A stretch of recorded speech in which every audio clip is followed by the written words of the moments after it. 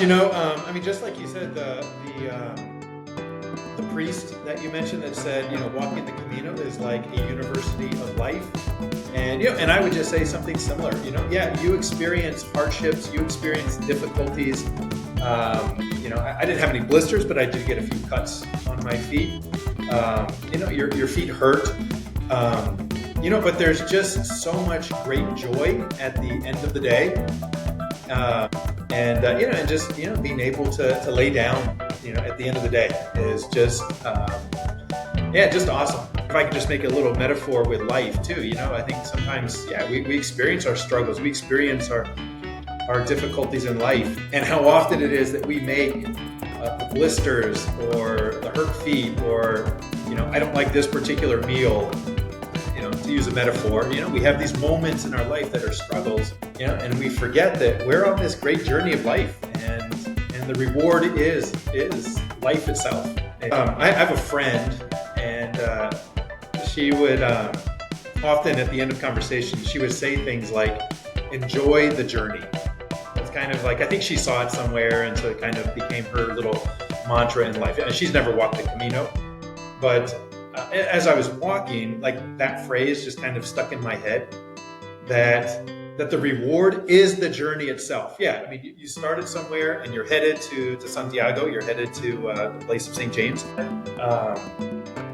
But I also felt like as we were getting closer and closer to St. James, I was just thinking, gosh, like, I'm gonna miss this journey.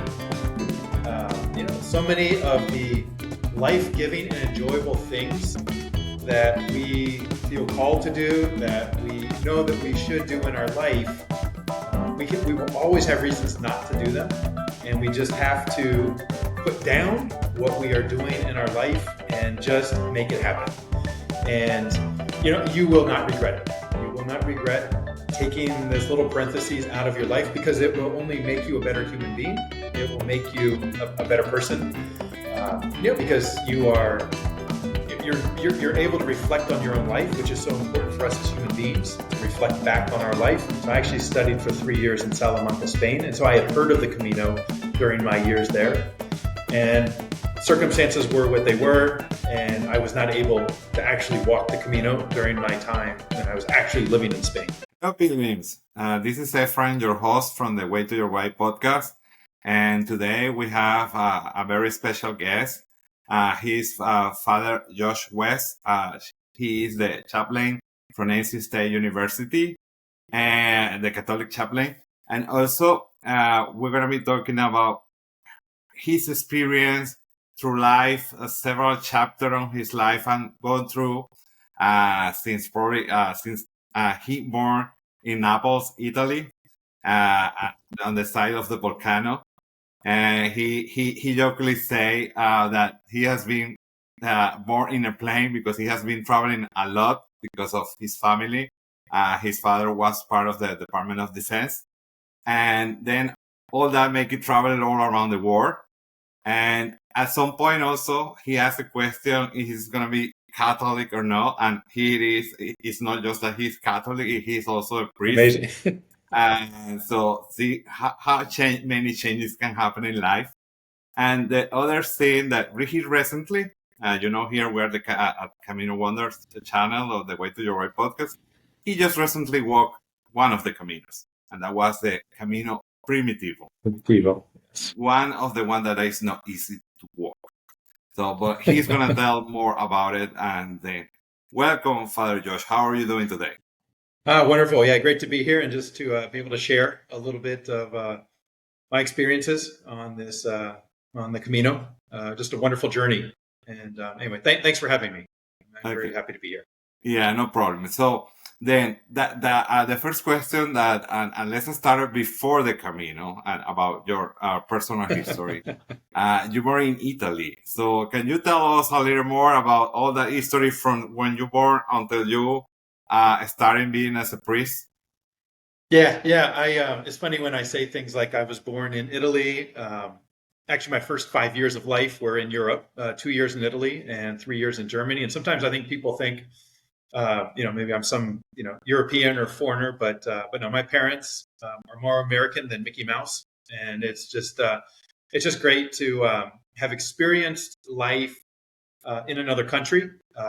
According to my parents, anyway, my first words were Italian. I had an Italian nanny that took care of me during my first couple of years of life there. And anyway, she, according to them, anyway, my first words were these Italian words. Obviously, I don't remember what they were, but anyway, but it's just my dad being working for the military, the Department of Defense.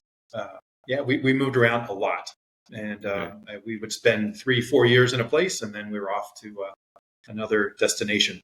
And so that's kind of how I grew up. I was airplanes. I'm very comfortable on airplanes. I'm not sitting there making signs of the cross as we take off. So actually, sometimes I've had pilots, I've had people say things like, as a priest, when I get on an airplane, they'll say things like, we are so lucky that we have a priest on this flight, and I always respond, I think we're lucky that we have a pilot on this flight. Very important. So good. And what made you to study for a priest? What made you that decision? I think people think often that maybe a priest, they just grow on trees. They were just kind of somehow born this way. And, that's not true at all. I think we have to remember priests are they come from a society, they come from a family, and they lived in a society, and they did most of the things that society has done. If you can imagine it, it has probably happened. A priest has probably experienced it. For sure. I grew up in a Catholic family. I would say Catholic family. We always went to church. My mom was Catholic. My dad actually became Catholic later on, but eventually, he became Catholic as well. And so high school hit. Once again, I think I was just an ordinary kid. And I think as most kids do in high school, they begin to question their faith. They begin to question not just the faith, but just life and their family and the values that they received, because they're beginning to be independent and live their own life. And so myself as a priest, I went through that as well. And I questioned, hey, do I even want to be Catholic my whole life? When it came time for confirmation, which is typically a thing that is done during the high school years in the Catholic Church, my mom would ask me, hey, Josh, you want to be confirmed? And I would say, no, Mom, I'm not sure I'm going to be Catholic my whole life. And but she left it up to me and my freedom. And eventually my senior year of high school, I did go through the confirmation. But at the same time, I kind of fell away from practicing the Catholic faith. So my first couple of years of college, I was not a churchgoer. But as I got back into my faith, I think the idea of being a priest kind of came along with that. Okay. And so that's kind of how I got started anyway, thinking about the priesthood. And actually when I, because it's a hard decision. Like, do I actually go off to seminary? Because you feel like this is a huge commitment, like you're leaving behind girls, you're leaving behind. Sometimes you can feel like, well, you're leaving behind dreams for this inner voice within you, where you feel like, gosh, maybe God is calling you to something, but do I actually want to take hold of it? Am I going to be happy? And so anyway, so I actually went off to the seminary. Kind of my thinking was, if a guy is going to marry a girl, he spends time with her and gets to know her. And so we call that dating. And so I was like, well, you know what? Maybe I need to go date Jesus. I think I need to go spend time with Jesus. And so that was actually what led me to my first steps into the seminary, and then eventually off to the priesthood. So after many years, many tears, finally. And after all those years, do you came to the Diocese of Raleigh, or do you were in other places before? No, actually, so yeah, interesting you asked that question. I'm actually not I work in the Diocese of Raleigh, North Carolina, but I am not a member of the diocese. So I was invited in because my religious order, called the Okay. Legionaries of Christ, we were invited in to do work in the diocese. So specifically the work that I do now, which is Okay. at the University of North Carolina Okay. State, sorry, North Carolina State University. With the students here, the Catholic students on campus.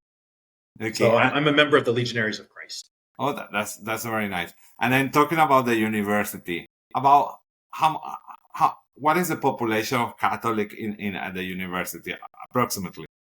Yeah, approximately. I mean, my guess would be about 5% of the student population is Catholic. I just say that because I think 5% of the population of North Carolina is Catholic. Okay. And but we have probably between 300 and 400 students that show up to our Sunday services.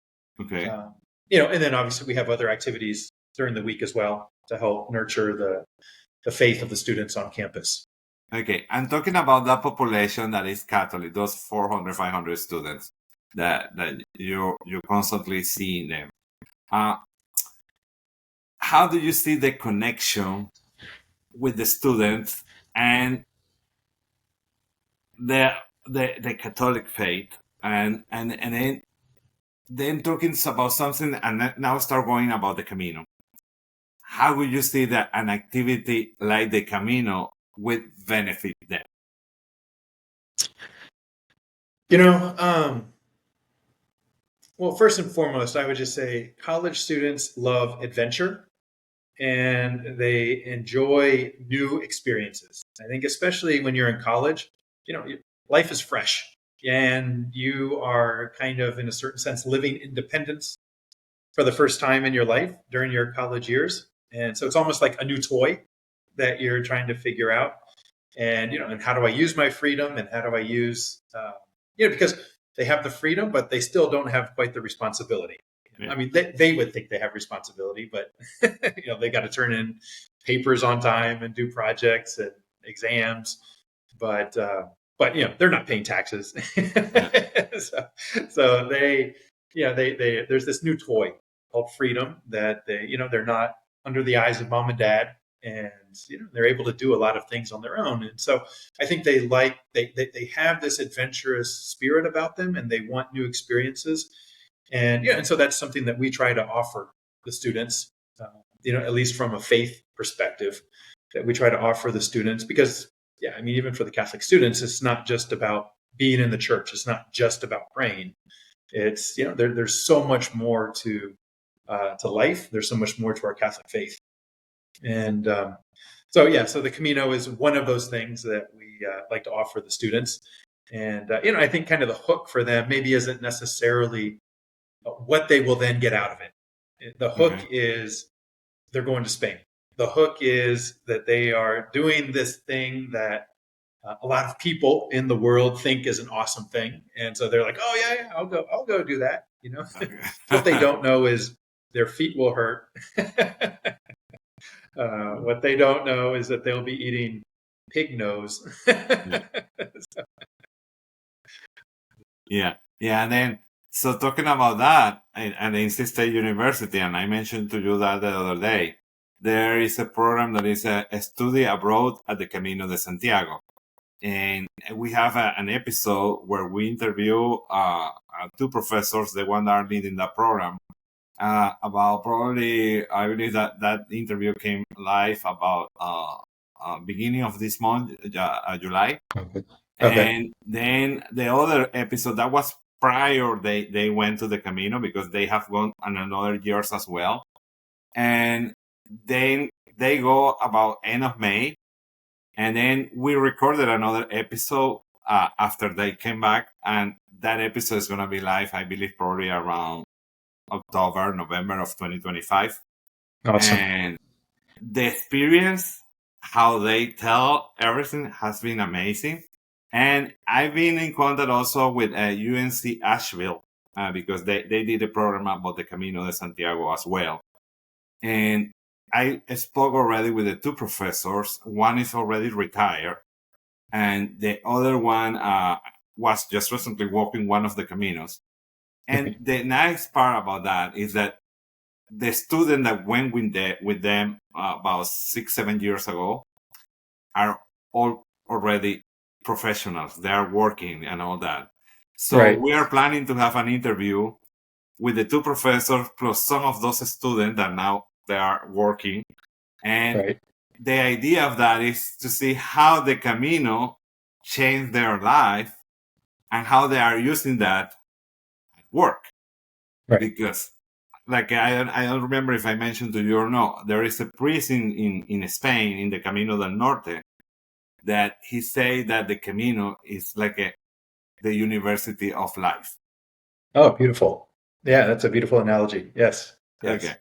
So now going into the Camino part of the interview and your recent experience, what made you to decide for walking the Camino Primitivo?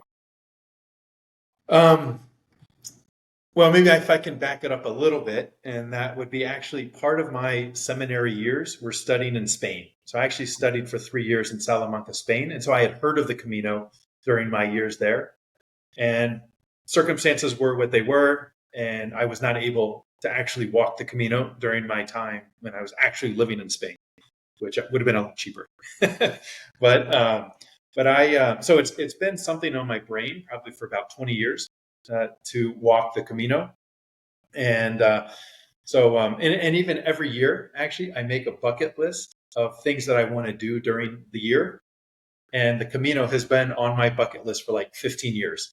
Wow. And I just was never able to make it happen. So until this year. And so we got a group of students together. And, and actually I was working with another priest in this from Duke University. And so he had a group of students and I had a group of students from NC State. And so he was actually the one who chose the Primitivo, the Camino Primitivo. It wasn't my choice. And funny enough, I think it was day 1 or day 2 of our walk that we started in Oviedo, Spain. I met a gentleman from England and he asked me, well, how many Caminos have you walked? And I said, well, this is my first. And he said, amazing. You chose the hardest and most difficult Camino to walk. And I was like, really? I thought it was just going to be kind of flat and, and and it was not. We were walking through the mountains.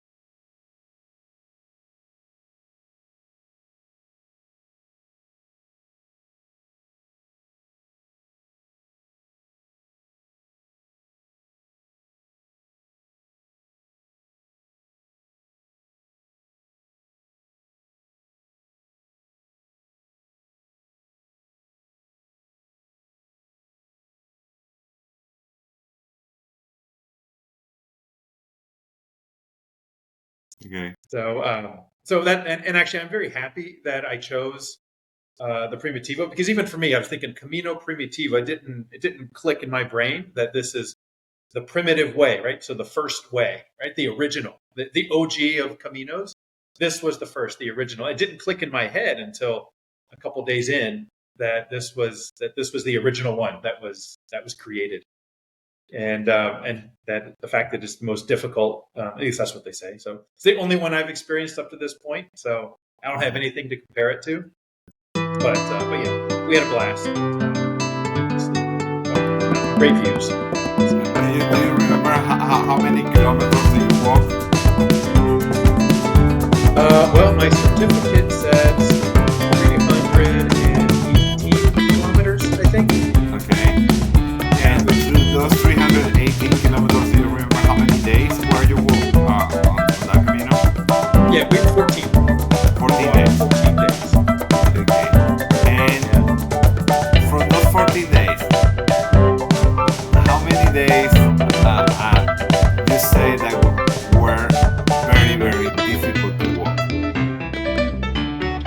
Oh, I mean, I have two particular days that are stuck in my brain. Um,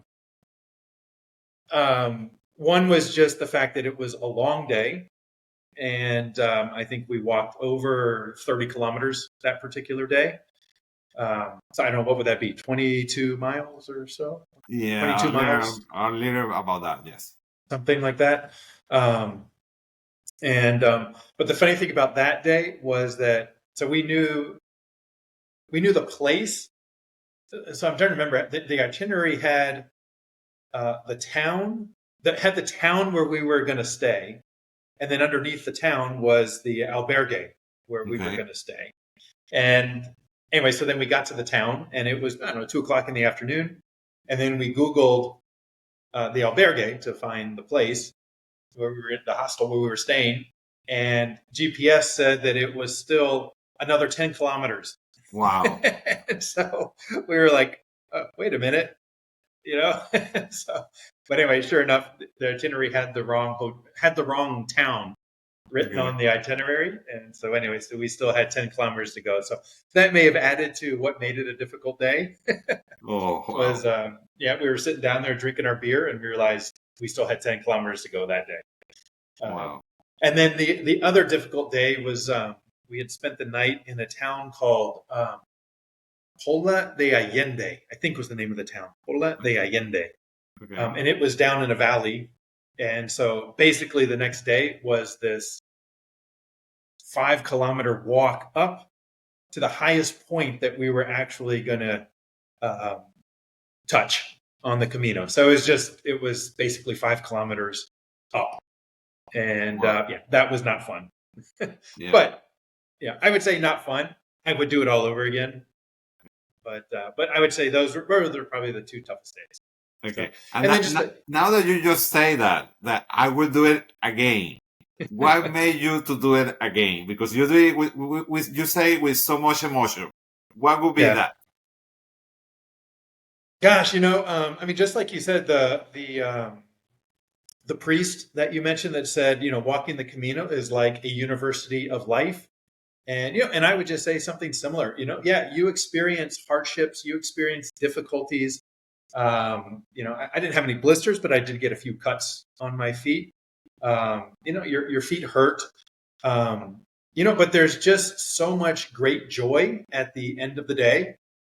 And just being able to lay down, at the end of the day is just yeah, just awesome. And and the people that you meet along the way is just, I mean, just fabulous. I mean, even to this day, I'm still in touch with 4 people that on a regular basis. I'd say to this day, it's been 2 months, but I'm to the, I'm still in touch with these people. A couple of Italians, a Spanish lady, and an American, and and just kind of random people that you met along the way. You ended up having a 3-hour conversation as you walked along.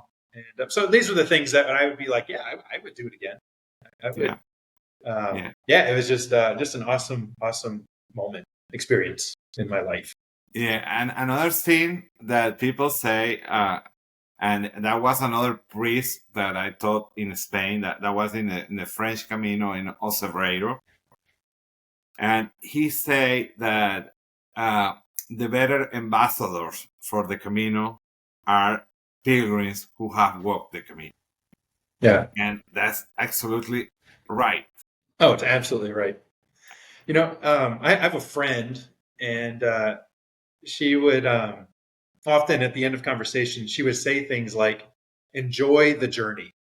That's kind of like, I think she saw it somewhere, and so it kind of became her little mantra in life. And she's never walked the Camino, but as I was walking, like that phrase just kind of stuck in my head that uh, that the reward is the journey itself. Yeah, I mean, you started somewhere and you're headed to Santiago. You're headed to the place of St. James, but um, but I also felt like as we were getting closer and closer to St. James, I was just thinking, gosh, like I'm gonna miss this journey, and yeah, I mean, just the difficulties, but but also the rewards are just so much greater, like so much greater than the struggles that maybe you experience.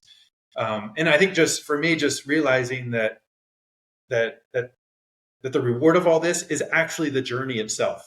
And if I Correct. could just make a little metaphor with life too, I think sometimes, yeah, we experience our struggles, we experience our difficulties in life, and how often it is that we make the blisters or the hurt feet, or I don't like this particular meal, to use a metaphor. We have these moments in our life that are struggles, and we forget that we're on this great journey of life, and the reward is life itself.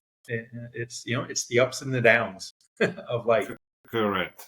And And about a strategy for going that when you're going up, because when you're going up, and what was your strategy? And then I tell you mine.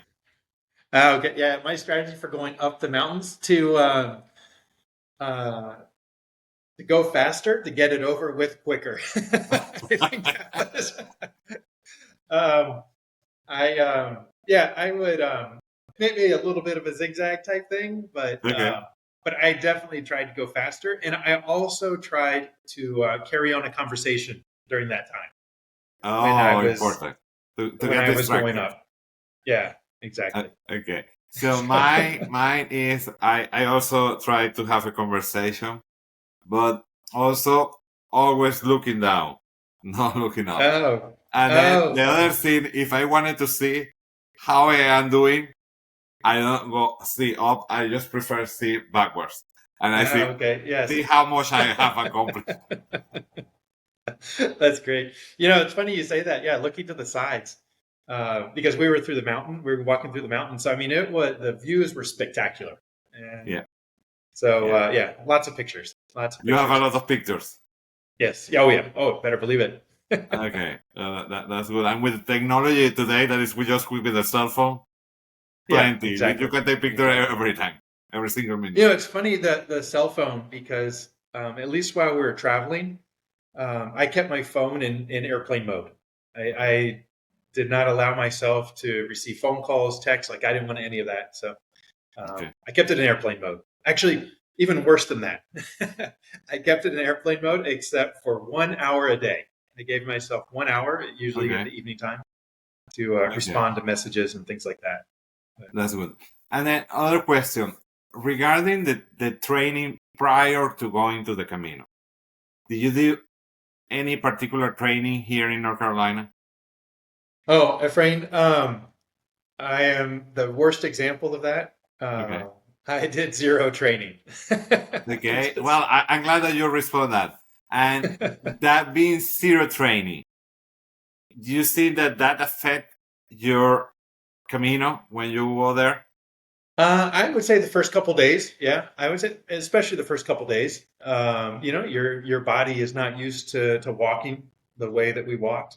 So we did have a couple of Saturdays that we organized with the students to go walking, for them to go walking. Um, you know, because of life, I was not able to attend any of those days. Okay. So basically, my practice walking was from my bedroom to the kitchen to grab to grab my Okay. coffee or whatever. But yeah, definitely the first couple days, I think my feet extra hurt. And actually, I would say the first couple days, we would be maybe a mile or two from where we were going to stay, and I was counting down the steps. I was counting down the mileage and the meters and the inches to when we were getting to the place. Yeah, I could not wait to take my shoes off and put my feet up, for sure. So I was, especially the first couple days. Yeah, it took my body a little bit to get used to the walk. Oh, yeah, nice. So I see on the back that you have the shell. Uh, Yeah, where do you get that shell? I got it right at the beginning. Yeah, right. Okay. And so I actually tied it onto my backpack as Okay. I walked. So I think it's a sign, right? It's a sign of the pilgrim, I guess. Yeah. You know who the pilgrims are because they have this little shell there on the back. Yes, that's correct. When you are And walking, you and if I see could a just lot add, of people. being a Catholic priest, so I had the shell, and I also had my rosary on the Oh, back of my backpack. oh, that's good. That's good. That's good. Okay. So and then there is, talking with another with the same priest that mentioned about the ambassadors of the Camino. I asked him because he was really involved on the with the pilgrims, and at some point in the San Francisco convent that is in Santiago, he helped. I believe I don't remember exactly, but it was thousands of pilgrims to arrive to Santiago at that place Oh, wow. quietly and by free, at least for one Right. night, because he said that after all those long walk and being so peaceful, and then getting to Santiago, it got kind of noisy. He preferred to Right. have it on that at least one night there. Right. Right. And then he was saying also that he talked about the history about the Camino, how initiated, because I asked that question. So there is a lot of information, and nobody knows exactly what happened. But the belief is that the rest of St. James are in the cathedral, and Correct. then also was built because that Primitivo that you just walk, there was Pelayo, I believe that was the name of the person who discovered where the rest were from St. James at that time. And he called what was the priest from Santiago at that time. And then they called the king of Asturias. That was the Right. one in Oviedo. Right. And that what he was the first pilgrim who walked Right. down and then went into say, oh yes, we need to build that church, a little church first, and then they built the cathedral that was in about 1100 years, something like that, after Christ. Right. And I'm then not sure. talking Yeah, I'm about not the sure when they shell, built. you were saying, sorry? I was just. I don't know what year they built the church. Yeah. I'm not sure about that. Okay. And then talking about the shell, there's another person who mentioned to me that what is believed that happened is that the shell is a symbol for the Camino as well, because the boat where the St. James came, bring the rest from St. James came from Israel, they were the boat was made all of shells. I don't know if that was correct or not, but Okay. that's what he told. Yeah, I've never heard. I would doubt that. I would doubt that. Yeah, There's a lot of things out there. yeah, yeah, But yeah. And then also, it's you see the shells, you always see it under the sea. You don't right. see it Exactly. floating, so Exactly. it's kind of Exactly. difficult. Right. Exactly. Okay, So yeah, no, it's I mean, for us as Catholics, the shell has a special meaning, which is actually eternal life and baptism. So that's yes, so yeah, I have once again, I think they probably used the shell because that's what they found in that area. I mean, it's right. It's a it's right somewhat close yeah. to the sea there. But yeah, I think I think they used the shell because that's what they found there, and then they attached meanings to it. But Correct. That's probably what happened. And yeah, then, yeah, the pile of baptism that is on the Raleigh Cathedral is beautiful. And oh you see yes, that is the shape of the shell as well there. yes, yeah. Okay. It's actually funny. I didn't. So we arrived to the to Santiago, and we were threw off our backpacks. We're just kind of laying on the cement there in front of the in front of the basilica, and then somebody came up and said, hey, this is not where you finish the Camino. You have to go over to this. There's like a little shell that's carved into the stone on the in front of the cathedral, and that's where you end the Camino. And so anyway, so we just there's like it's a small little thing, and then so anyway, we all went over there, put our feet around the shell, and took a picture with our with our shoes around this little shell that's carved into the stone there. Oh, It's pretty I funny. didn't know about that. So I'm going to tell my wife because she's going to about to go there in next month. And Yeah. so I'm going to tell her that she needs to go there as well. No, I mean it is. It's super. You would never know. I mean, unless somebody told us, we would have thought that this is the end of it, and so there's the anyway. It's in there. It's carved into the rock there. And for you pilgrims, you know now that you need to find that shell because that's That's where the right. Camino ends. Exactly. If you don't Exactly. find the shell, you need to keep looking You didn't around end the Camino.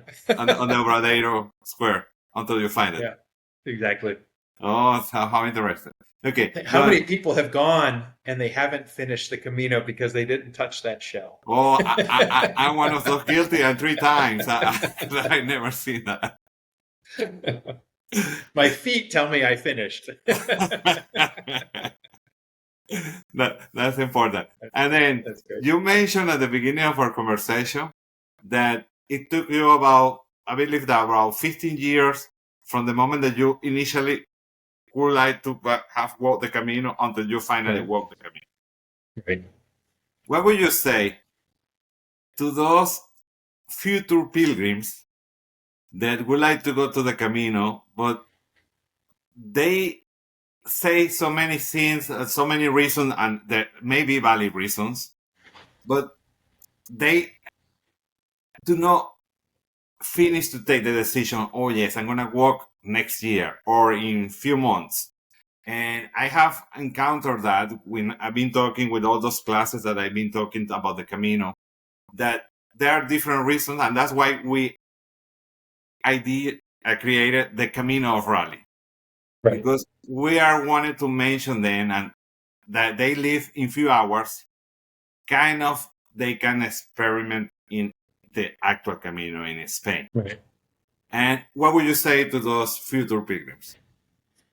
I would say, if this is something that you have a burning desire to do, so many of the life-giving and enjoyable things that we feel called to do, that we know that we should do in our life, we will always have reasons not to do them, and we just have to put down what we are doing in our life and just make it happen.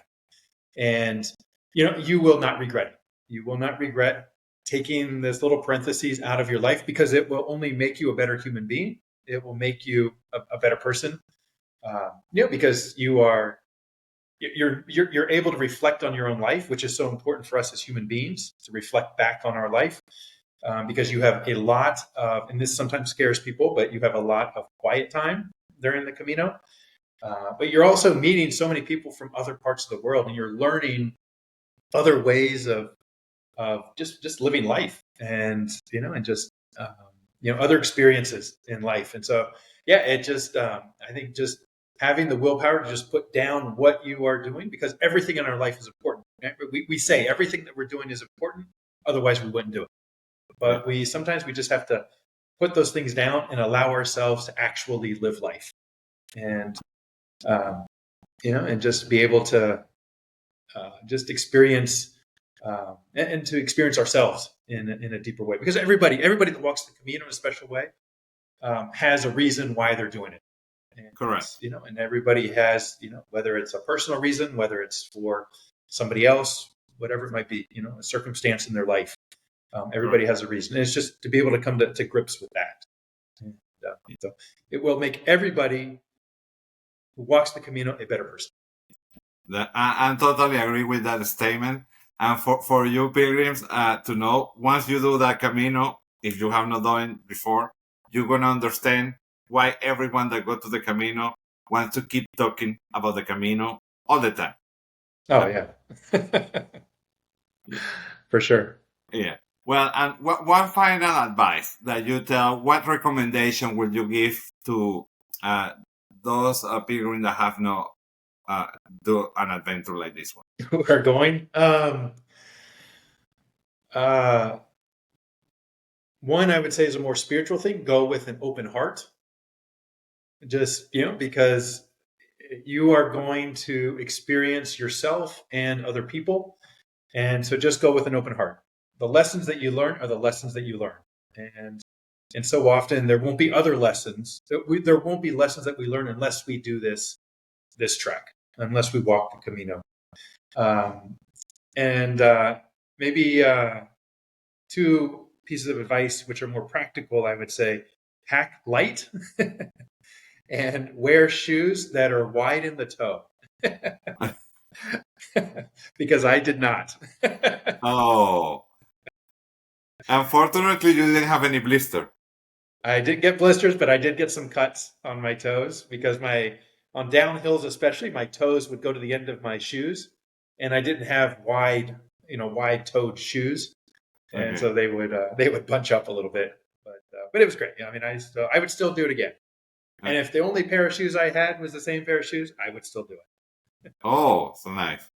Yeah. Well, then, thank you very much for being here today, Father Josh. We appreciate Wonderful, all Efrain. this conversation, your time, and all those advices that you provide. And for you pilgrims, thank you for watching us again. And please keep included your comments on the comment sections. That way we know what future guests do we need to invite for having an interesting episode for you. Thank you and buen camino. Buen camino. Thank you, Efrain. Bye bye.